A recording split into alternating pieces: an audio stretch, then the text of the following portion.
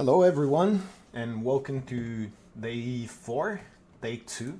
So for those that don't or can't follow the stream like on a daily basis, well, at least this week is actually a daily basis because I'm streaming 4 days a week.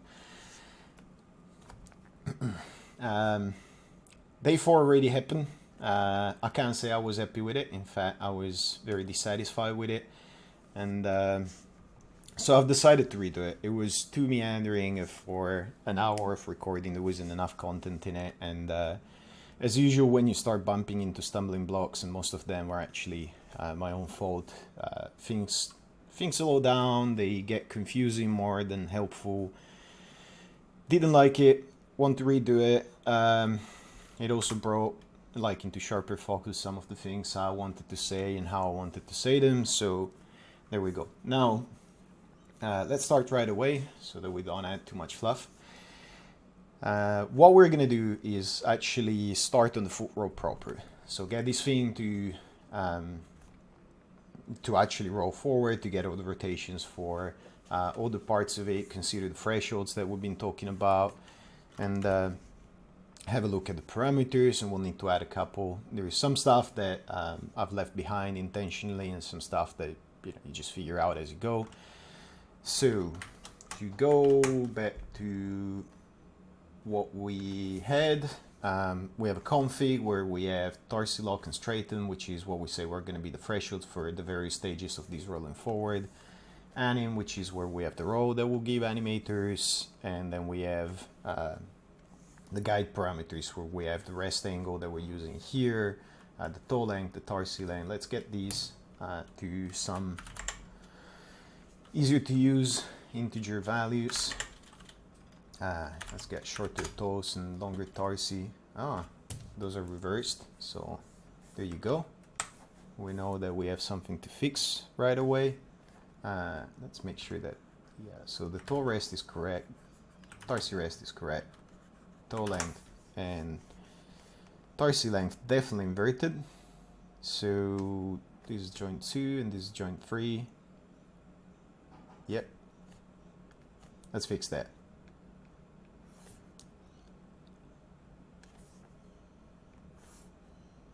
We'll say what we're using X, right? Yeah. Yeah, better. So for the rest angles, let's also lower that some. This is like not realistic values, but at the same time, we want something that provides enough visual feedback. Now, so there's one question that is actually worth answering right away, which is somebody was asking about how to find out about stream times. I normally put in notes for every video, but that doesn't get read all the time.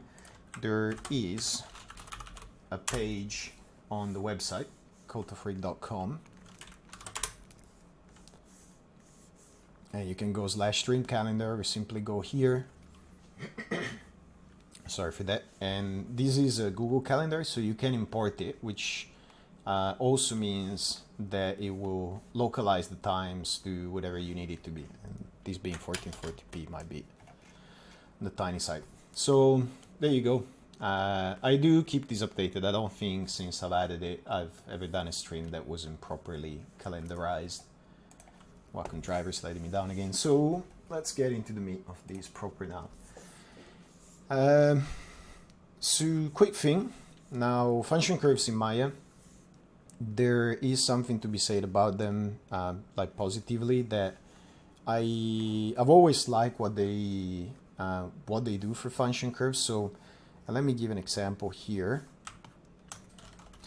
If we were to key something, and let's say that we use the rotate Y just to have something meaningful, key selected, go somewhere else. I'm scratching my throat in the mic a lot, but key selected. So what is actually happening? There's I know that oftentimes they seem to be mystified or thought of as some magic black box. They're not. That's the part that I like. They're not like anything else, and there's many types of these. And if you ever want to see what you have available, in here you see the name of the node, and this is going to be super tiny, but it's anim curve TA. And if you go and get anim curve in the node editor, you'll see that you have time and angle. I don't know, this might be time and linear unit angle. Like there's a bunch of I think the T is for time and angle, but it doesn't really matter.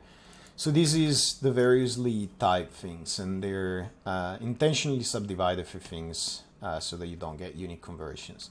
They will perform the same magic trick that you get in channel boxes. So if you have something that is an angular and it's in radians, when you actually see it in the graph editor, you will see the degrees rendered. So whereas, well, this is probably slightly less than half pi, so this might be 1.5 in radians. When you actually use the channel box, and let's select it, when you use the channel box, and I'm talking about this keyframe here, when you use the channel box or the graph editor, you will see the value converted in degrees for you. So with that out of the way, there's one thing that I reckon is useful to know. There is one secret node, not really secret as much as there's a factory node in Maya, and you have to show auxiliaries to see it in the node editor, which is called time1. And this is a factory node, it's exposed and everything, but you can't delete it, you cannot rename it, it's there forever, you don't get to mess with it, and that is probably good news. So what actually happens when you do the whole sliding thing in the timeline, when you change the time in Maya in general, the value that is actually changing is being reflected in here. And if you look at the attributes of it, this is very, very simple. It's only got an out time, the value, there's no inputs to it other than maybe node behavior and stuff like that. So if you show all attributes, what you have is just what determines your timeline basically, which is the time code attributes. And if you're using time warps, and that can also come in handy, you have time warp parameters. But there's no such thing as getting another value in it, getting an input that is not just the space, the domain, the multiplier, whatever it is that you want to call it for the out time. So what that provides as you move through is it gives you the out time. In this case, you'll see it rendered in frames. So your frame 29, you'll see a float for 29,000. Now these, and I don't know why sometimes these connection shows right away, sometimes not. I should have auxiliary on. Where is it? Show auxiliary, yeah.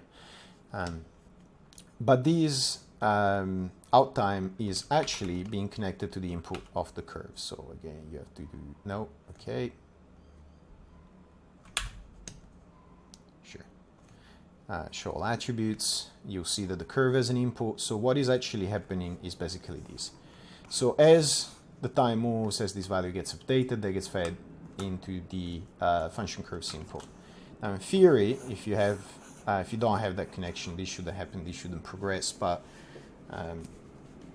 evidently if there's nothing connected, it might be picking for that, or there might be, it might be that curve TA is actually the one that automatically uses a time unless a different time is passed to it.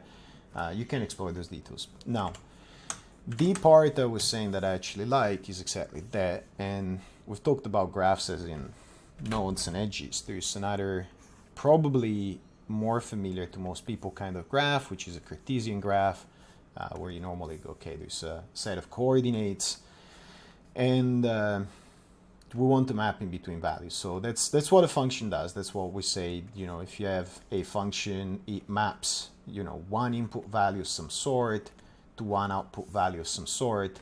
And this is what a bidimensional Cartesian graph like this does. So if you have a function curve like that, the name is appropriate, because what it means is that for one dimension here, and this should be very familiar from, I don't know, middle school maybe, or early high school, whatever, that curve is basically getting sampled at whatever value you're looking at, and you get returned the y value of it.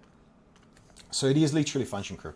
Now, when you punch in the time in here in that node, that's basically determining one of the two axes. It's usually shown as the x-axis, and you will get back the y-axis. Now, I am beating this horse to death and then beating the corpse a little bit further because one of the things I wanted to talk about, and I did yesterday in a meandering way, is set-driven key, and we'll get into that very, very quickly. So, function curves are useful for a lot more than that because of that property. And set-driven key is entirely based on that, so let me get rid of that, not interested.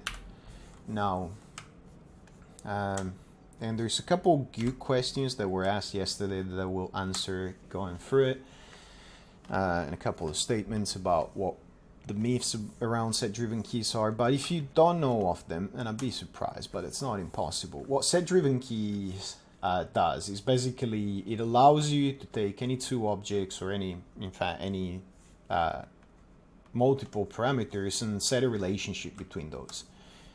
So what we could be doing here in example is, let's get these into reasonable state. If we get these for the roll and we use it as a driver, we want to control where it is.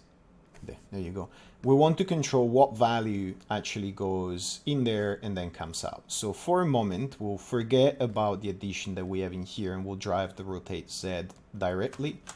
What you can do, and that should be, well, it doesn't matter. You should have an animation editor and set-driven key.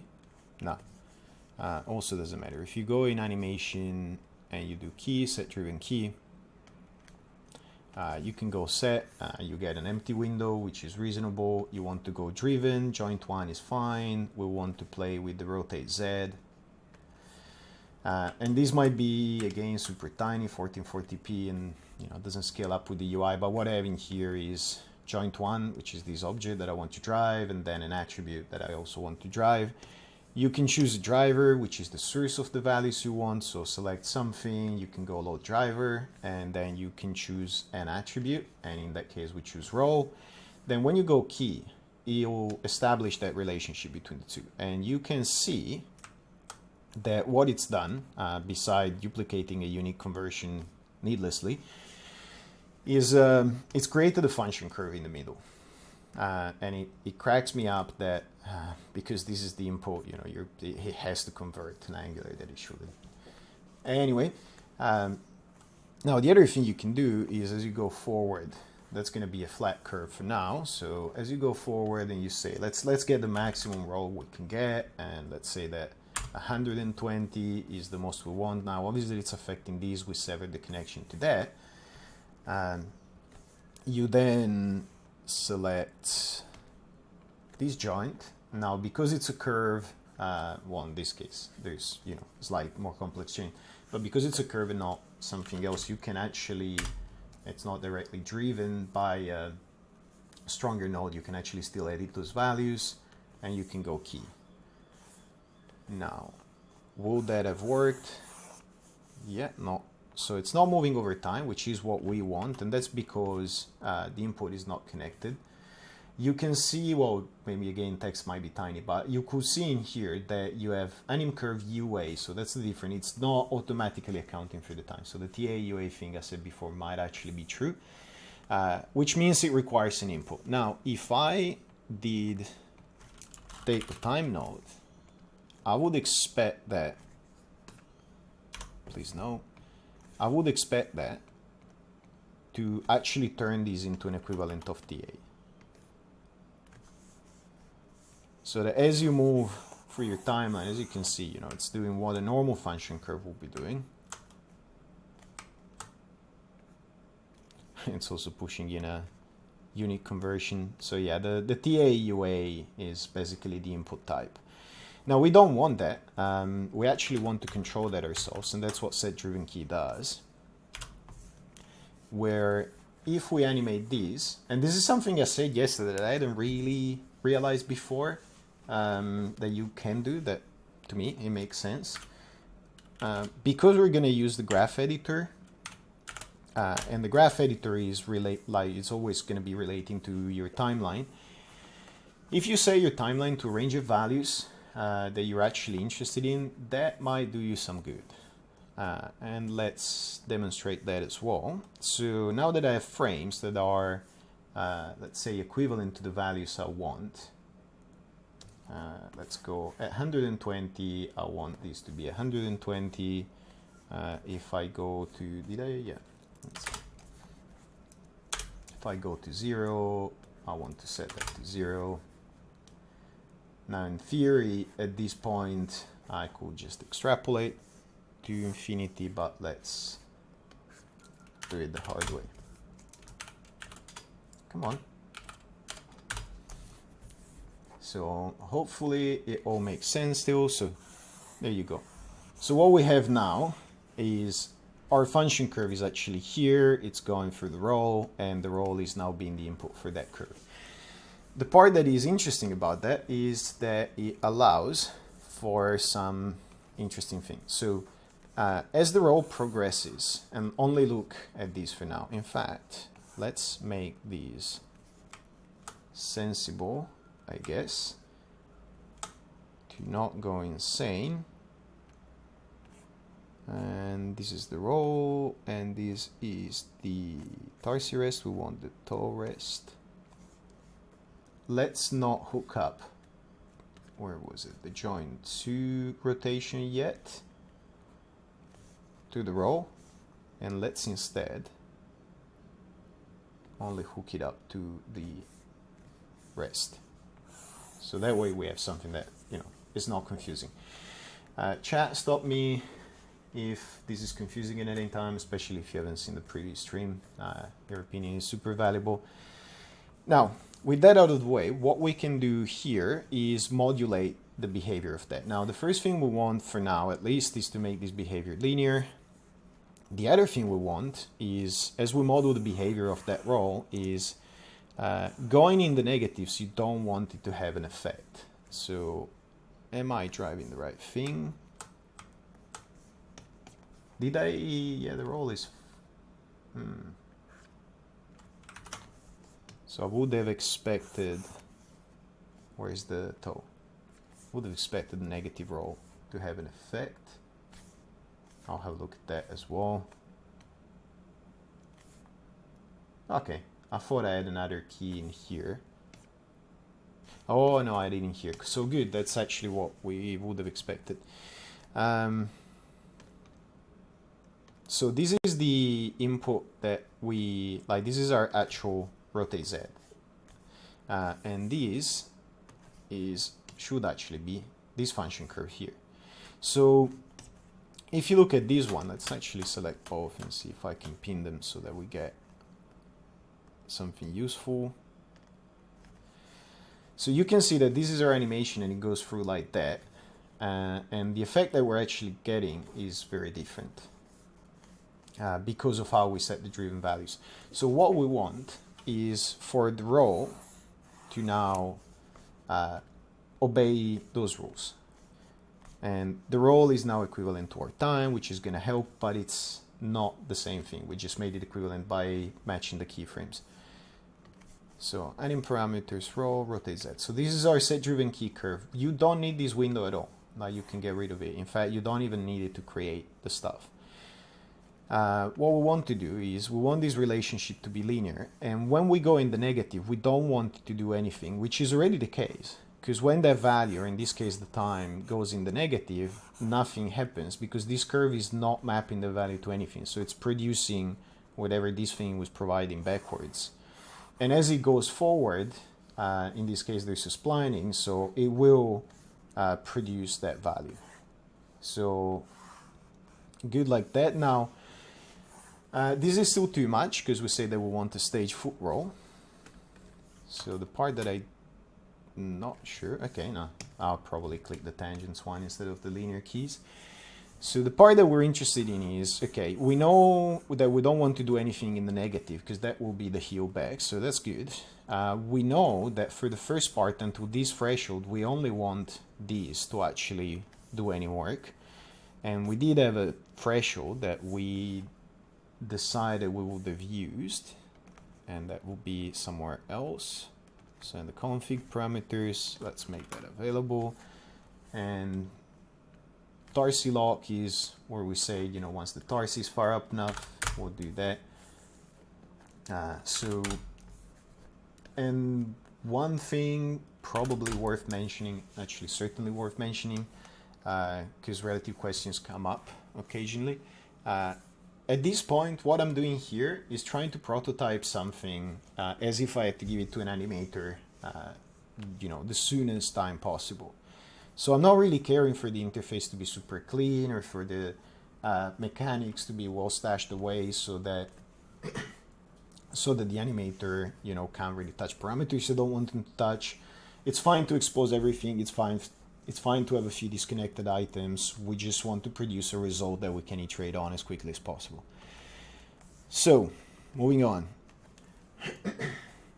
Sorry for that super scratchy throat this morning. Rotate Z. We said our tarsi lock is going to be 40. So what we don't want is basically for anything to happen until, other than having the rest value, until we hit 40. So that will mean that we actually want at 40 degrees in the roll, we still want 10 degrees there. So, and this thing is actually the time of your scene. So while I've lined them up with the animation, don't be fooled into thinking that this thing is going to be logical. That would be too convenient, and it would also be, I guess, messy if you mix the two things. This always reads the time code. It never reads, when you're doing something that's not driven by time, it never reads the input of that one thing. So what happens here is that now, only when a roll hits 40, we get some work done. Also good. The other thing we want is for the tarsi now to work in a similar fashion. And so we want the tarsi to start right away, because we want that footRoll thing where the tarsi starts and then it gets to the lock angle and then it goes up. And these should be, so tempted to say, if I do a shift control D here, it's gonna make a mess of it. So yeah, let's not try that. Do I want, so let me save and try that, because did it just rearrange my graph because I saved? Am I hallucinating, or yeah?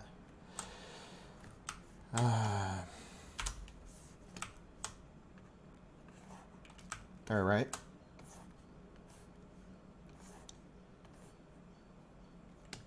This is not annoying at all. So again, Autodesk, if you're watching these streams and you have access to the UI and the UX guys, please point out that this isn't really acceptable to them. I mean, you have live recordings of how painful it is. And no, pinning all these nodes is not a solution, because that messes up in many other ways. So if I do that, let's try with the duplicate special, it doesn't do anything special. All right. Also not completely unexpected. You will normally expect duplicate special to, and this lag, duplicate special to actually keep the connections.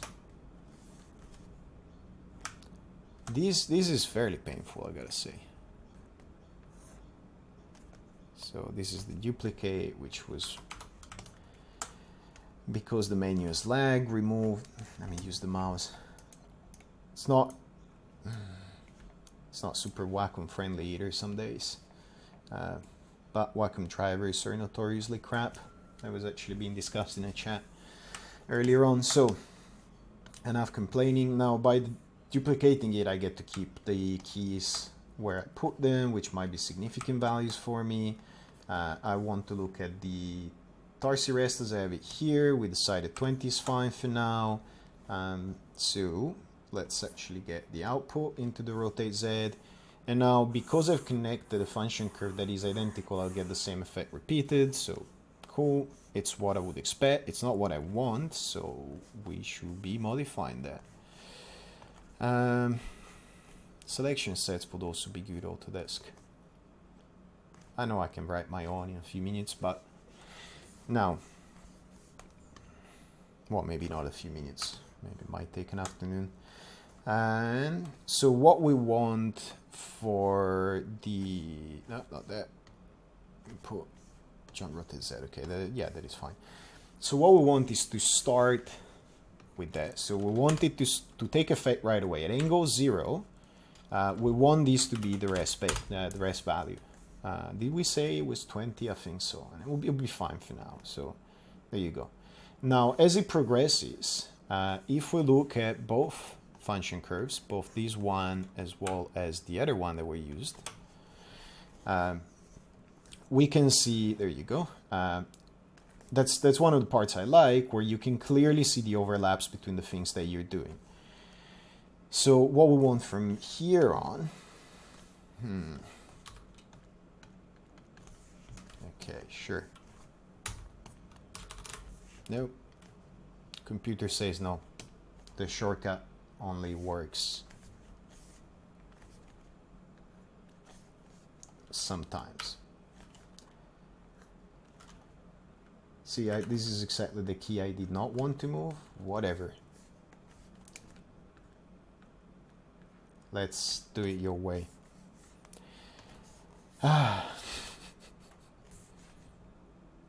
So at 120, I want this to be, no, wrong one. Okay, now fair enough. I want the key here as well. And that should snap it at 40. And then we can choose what values we want. That's going to be fine. Then we want rotate Z1 here to be at whatever value we had there. So this is where we choose how far do we want it to rotate, and then you see that it's probably going to be very slightly rotating back. I don't know, might be obvious, might not be. And let's say that our Tarsi lock, whatever, that threshold, actually we did establish it, so let's do that. We said it's going to be 40 degrees. Do the selection, so yeah, 40 degrees it's going to be locking, so 40 and 40 is fine. You want these two flat, and you want them, can you double edit that? Sure. Oops. And we also want this to be linear. So what should be happening here is that from 0 to 40, you get one-to-one relationship between the two angles. Then this stops rotating because the function curve is basically plateauing there, and it doesn't matter how far into your roll parameter you go, it's going to stop there. And this one is gonna show you that when it hits there, it will start from our offset and move on. Duplicate spatially, Shift Control D. Yeah, that's what I was using.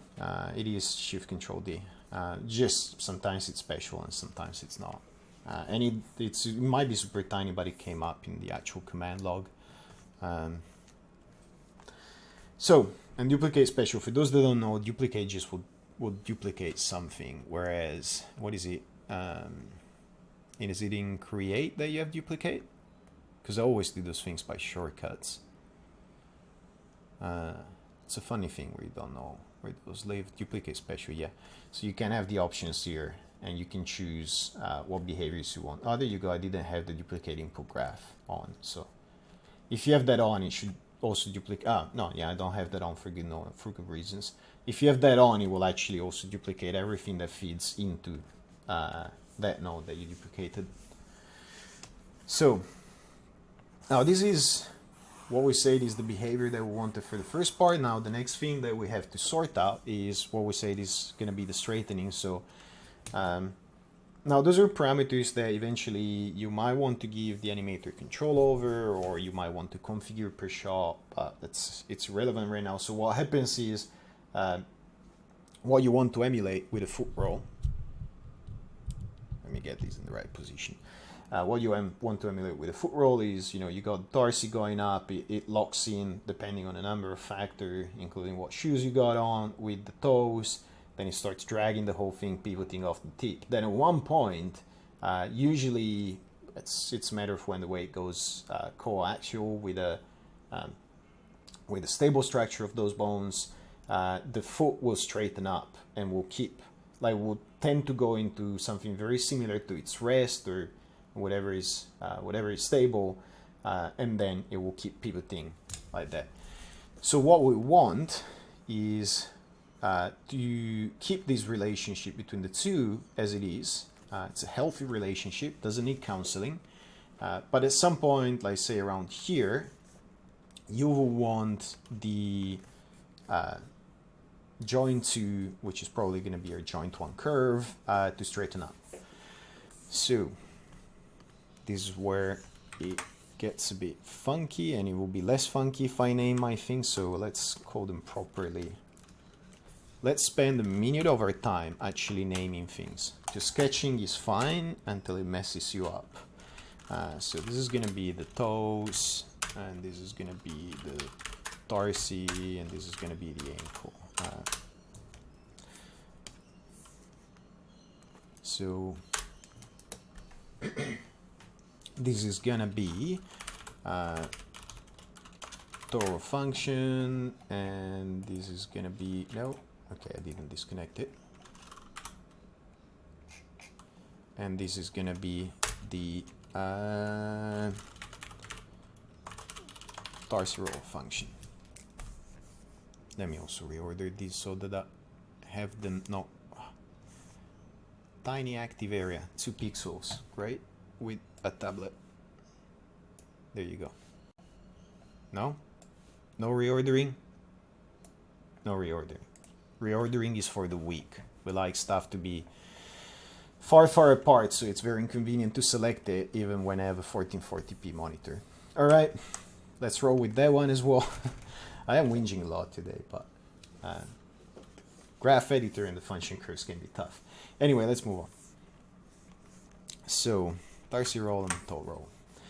So we say that at this point we want it to start receding.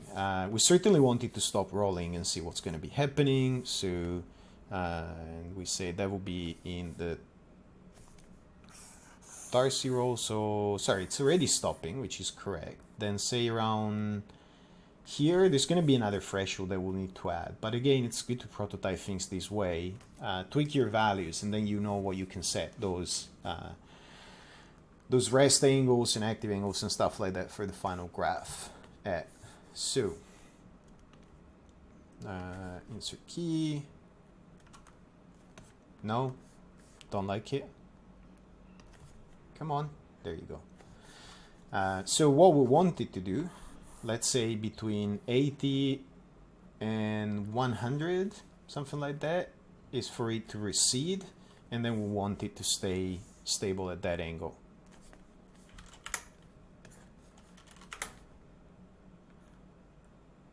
And we don't really need a precise value, but let's say that we want it to recede to, do we want it to recede all the way to rest? Yeah, let's say that it recedes all the way to rest. It's not uncommon to simplify things that way. There's nothing that says that these curves need to be linear, like very few behaviors in body mechanics are linear, in fact. Knuckles and quite a few parts of like finer, smaller bones that act as buffering elements in your hand and feet actually are pretty linear, but it doesn't matter. Not what we're trying to get across today, but yeah. The other nice thing about this kind of stuff, so you could model this very, very easily with nodes when it's linear, because when you look at it, this is like, okay, if something is between these two values, use your source value. If it's not, then clamp into this max value. When this value is, at this threshold, then use, I don't know, maybe the whatever you had before and negate and so on. But if you actually wanted some of these to be slightly small, is it this one? Yeah. If you wanted to ease in and out of these curves, that's where with nodes you would actually have a pretty hard time. So if you wanted a smoother behavior at the changes, at the points of change in, well, it will be the change in derivative, I guess. Doesn't matter.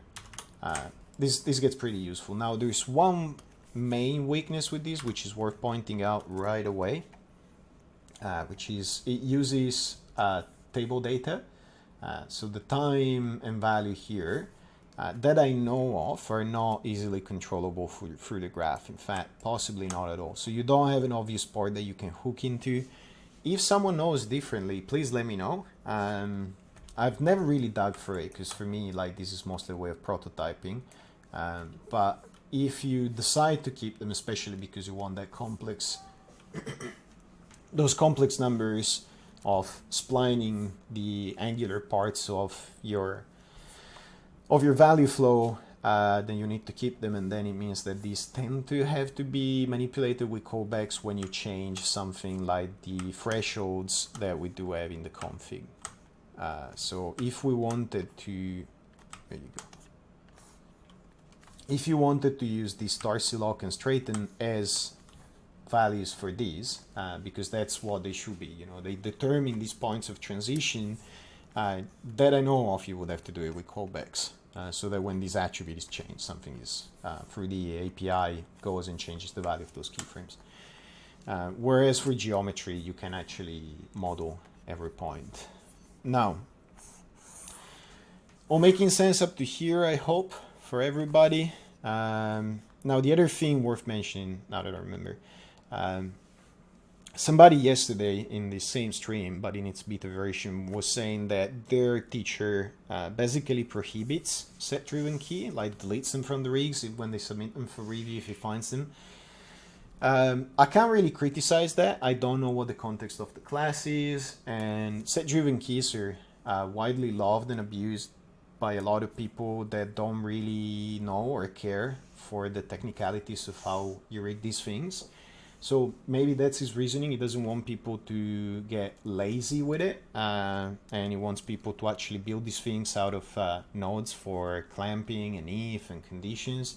I wouldn't fault that reasoning, to be honest. Teaching is very different than teaching the principles of something is very different than doing that thing for production very often. Now, there is a myth going around that driven keys are slow. Now, I can't say well, yeah, as I said, I only use them for prototyping most of the time, so it's not like I've stress test them like in their hundreds inside a rig, but I've never noticed them to be slow, and I know of no reason why they will be slow. So function curves need to be very fast nodes, because you have thousands of these in an actual animation scene, and they need to be evaluating stupidly fast. So the mathematical part that goes like, okay, get an input and get me a value from that. If this node wasn't highly optimized, I would be extremely surprised. So the whole thing about set-driven key being slow, I'm sorry, I'm not going to buy it unless somebody has very good empirical evidence of it. My testing was very cursory, and they turned out to be more than reasonably fast. So if I found them in an actual production rig, honestly, but if they made sense, especially if they modeled a complex enough spline, I wouldn't mind them. Whether because they're function curves, they have some negative influence on parallel level, when we'll get into that. Again, because I haven't really pushed them hard in production, I don't know, but I haven't found any even in that case, and I always run in parallel. So, with those notes about Maya legends out of the way, many myths surrounding Maya. Some of them made sense like 10 years ago, some of them never did. What we want next is the heel back, and this is one bit that I intentionally left out. So in prototyping, be ready to often add and take away things from the hierarchy.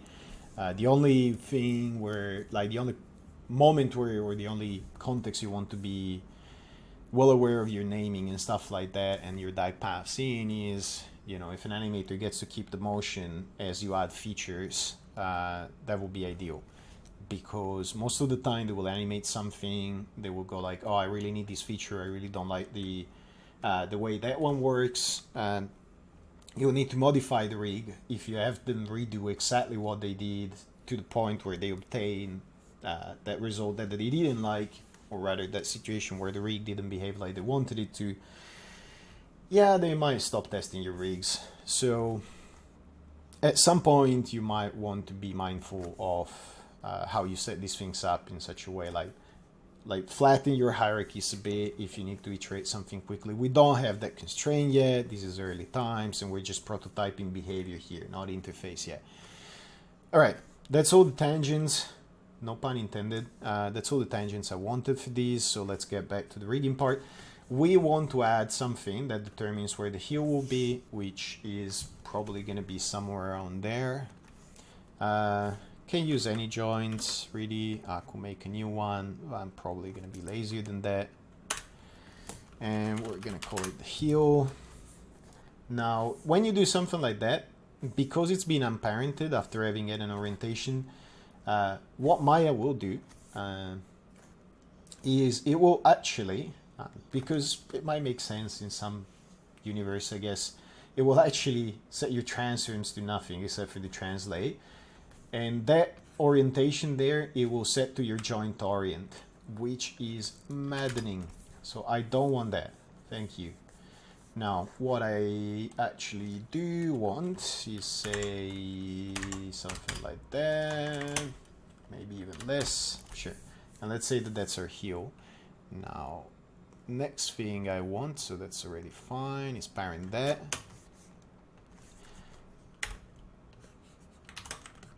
All the orientations should be the same. Now, there's a few things you can do. So our behavior should still be correct. Yes, it is. If I want to transform there, this is going to be negative. Then this goes in and basically rotates 180 around. By chance, more than anything, I probably already put myself in a good position for this. So the roll right away negative should work just fine for the heel, I suspect. Let's try that. What is this config? Yeah, I want to keep this around. Time to save. See my graph rearranged. That is delightful, Maya. Thank you. I love it. I am whingier than usual today, but it's like the graph editor will do that to me. So chat, I mean, this being a Redux, it's not unexpectedly slim audience today. But again, let me know if this makes sense, especially since there's a few people that said it's the first time they make it to the stream. Welcome to the stream. It's great to have you around. Let me know if it makes sense. If it doesn't, ask questions.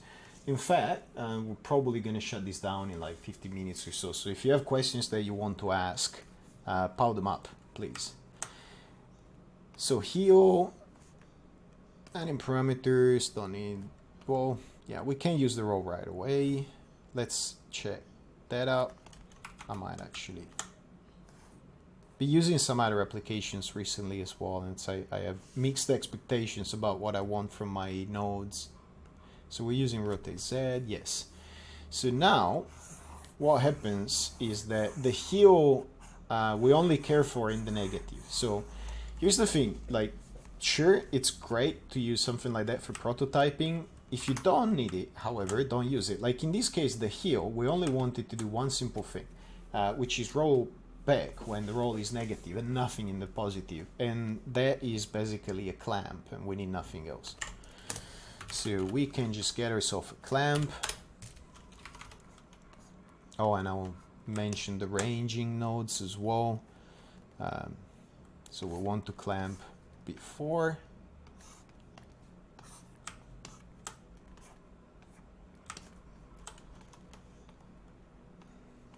And this is the part where I can really, there's only so much I can blabber about while doing this stuff. So we'll keep this trailing because we might still care to restore those rest angles. Let's get these a little bit more out of the way. And we already have a unique conversion. I do not like having too many of these nodes, and these will hopefully not jump my graph around everywhere. Let's say that it doesn't really matter at all actually, but let's say that we still consider the RGB. The clamp node is one of the many nodes that used to work with the Maya software renderer shaders as well. So many nodes that work with tri-vectors will also have RGB instead of X, Y, Z because they come from surfacing. Then we will get a unique conversion node in there and our entire graph rearranged for us. That's still the life. It never gets old. I always love it. So the next thing we want is get the clamp at some reasonable value. So we want the maximum to be, so we have an input of apply to render passes, pass through. Okay, no, we don't care for that.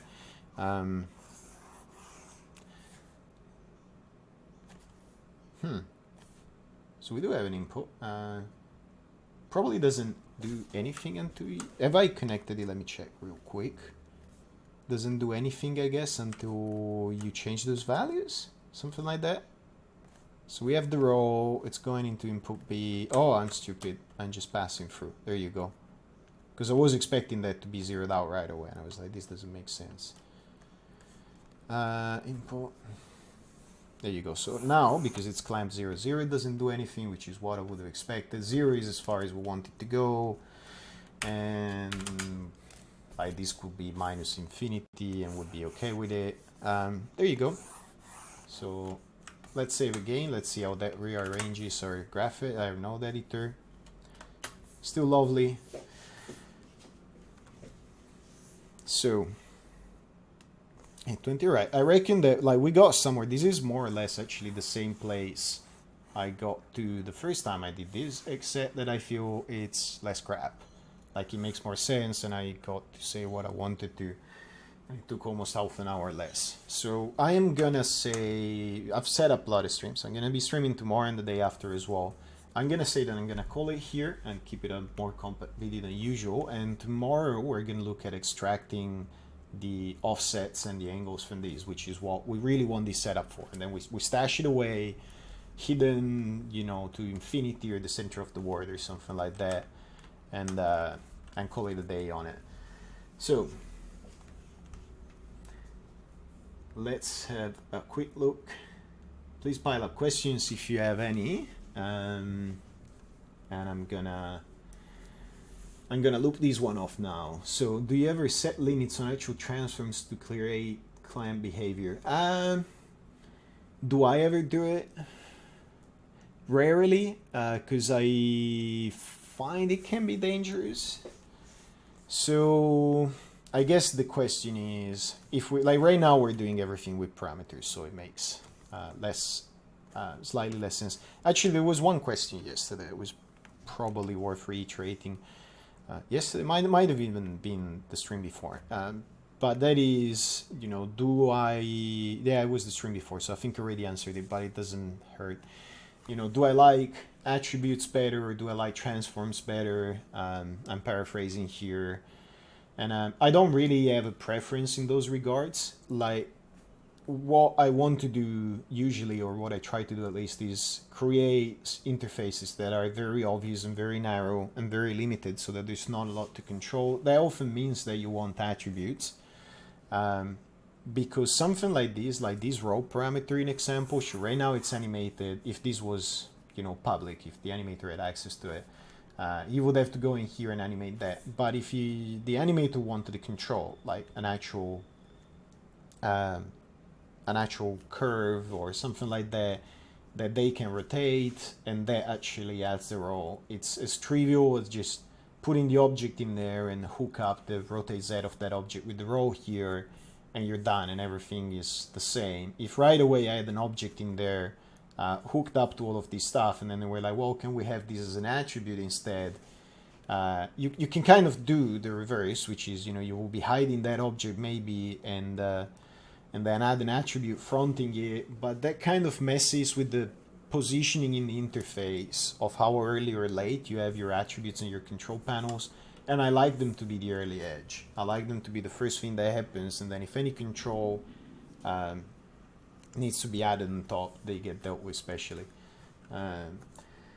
Now, on that token, I guess, if that control was needed to limit the roll, would I use, so let's create something here for the sake of having, come on, for the sake of having an actual thing going. I'm very slow. So if I wanted these to drive the roll, which we can do, let's do that as well. Let's say the rotate Z for that is going to be fine. And we do have the roll here. What I could do is get that. That is just me reusing animation, obviously. Rotate Z. So I could do that. Well, obviously I want it reversed, but you get the idea. And instead of locking this parameter, I could just choose to have transfer limits in that. And you could go, okay, so let's limit that to be -40 and 120. Now, do I mind if people do? Like, would I tell somebody off for doing that? No, absolutely not. It's perfectly valid. What I find with limits is that, well, A, they can sometimes be exceeded. They can still be turned on and off easily enough by an animator. So if that is the real hard limit of what you can do, and that is even more true when you have something like, functions that have, limited domains. So if something somewhere has an arc sign in it, which requires that your input is between -1 and 1, and you tie those things, you take a rotation and you multiply it or use the radians, whatever it is, and people unlock those limits and push it through, that function has just literally become invalid, so produce an error. Like, these are limits that are easier to work around than the hard bindings of min and max on an attribute. So already I tend to prefer limiting attributes because of that robustness. Now the other thing is that I find that if you, and this is entirely dependent on your animators or your preferences, I find that a lot of people don't like when the manipulator, they play with it and there's stuff happening, and then there's a limit to it, and they get this behavior where they get to the limit and it does nothing, but then as they release a little bit, it doesn't travel back into nothing immediately because it looks at the mouse cursor and does a little bit of magic. It immediately undoes part of an effect that you think you were far away from. So those are the considerations I would have to say. I tend to prefer to leave this completely free and maybe limit the action inside the rig. The counter argument for that is that sometimes people go like, oh, I'm pushing these, this is not limited, but I have limited my entrance functionality here.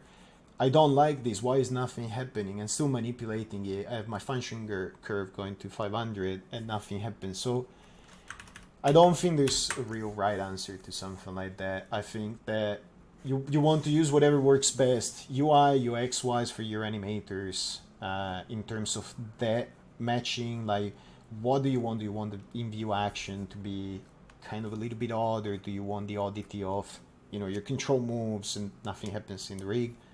And do you care for the robustness of these? If the input goes into something that doesn't need robustness because the domain is infinite, you don't have a problem. So that part of the argument already falls apart. So how do you deal with mechanical models which have their transforms freezed? In the pilot season, the unicycle was correctly translated. Look, if the transforms are frozen, it's you basically have, I will kick it back to modeling, to be honest. But it depends on what the agreement is. Because if the agreement is that everything is at some center that is not necessarily an important point for that component, then I might not get centers for an object or pivots or whatever you want to call them that are valid. And in general, you need to be very ready to deal with that situation, because what happens is that, let's say that you have some mechanical that has, you know, a piston kind of behavior, and you know, for you rigging it, you go, okay, your clear preference for that will probably be that this axis is, you know, is working that way, and that the center, like, it's oriented that way, and that the center is here. And this might be a clear case, but some other elements, especially if several items are merged, and that can happen because the more items you have, instead of having merged geometry and dealing with it with skinning or clustering and stuff like that, then your actual center that you need to work off might not even be, you know, the center that makes sense for another case. You might need more than one center, and certainly when you do characters, you have multi-parenting and stuff like that. So there's always, like, let's say the modeling delivered these with the center here, and I really wanted to work off that point. You will just need to consider this offset. Is it ideal? No. If you can get models that are like, and I don't mean offset the actual Maya center, I mean literally it's like adding one parent. So if the geometry comes with the center here, if that geometry is parented, if you added a null here and you rig that null for rigid transforms, you'd be exactly the same behavior as if your center had been here all along. And almost always you will need to buffer that geometry anyway.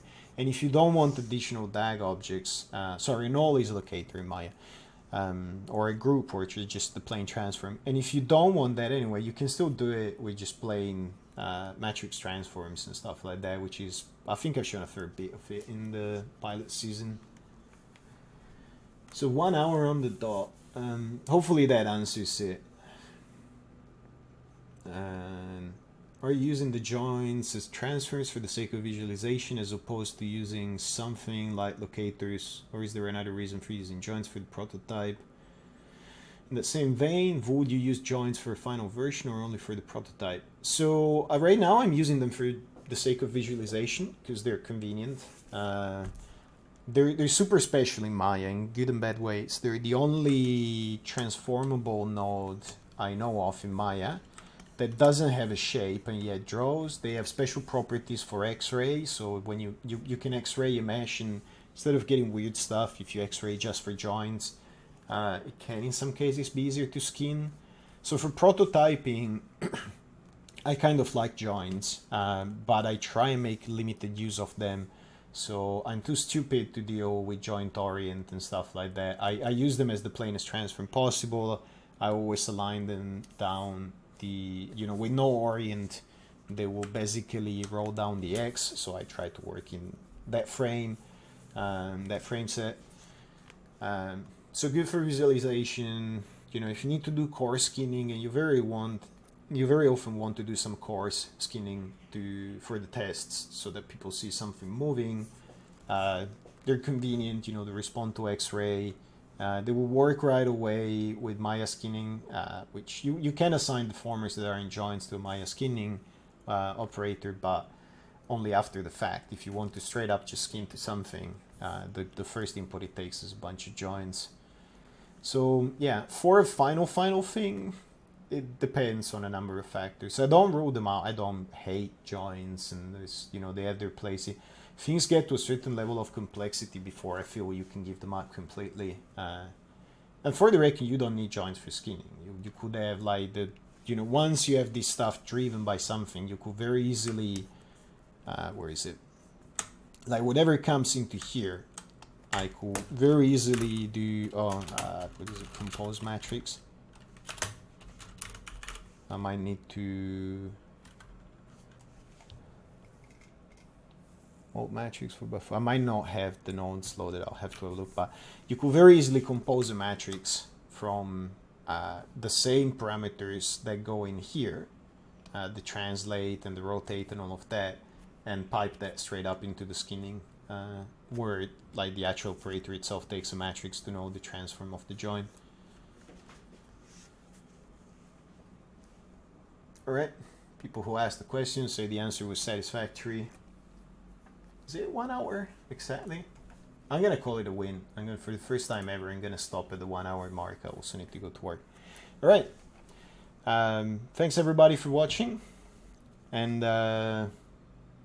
if you're following the stream, I'll actually see you tomorrow. I'm gonna be streaming at the same time, and it's not gonna be a redux. I'm actually satisfied with how these went. Cool. Thank you again. See ya.